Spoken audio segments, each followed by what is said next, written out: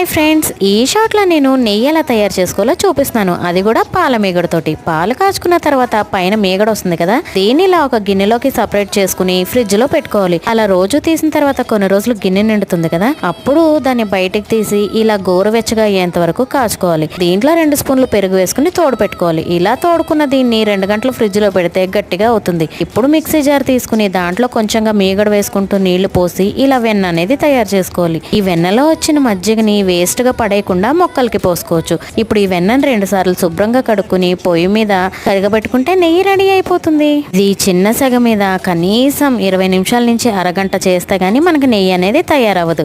తయారైన నెయ్యిని వడకట్టుకుని ఒక జార్ లో స్టోర్ చేసుకుని ఫ్రిడ్జ్ లో పెట్టుకుంటే ఎన్ని రోజులైనా అలానే ఉంటుంది.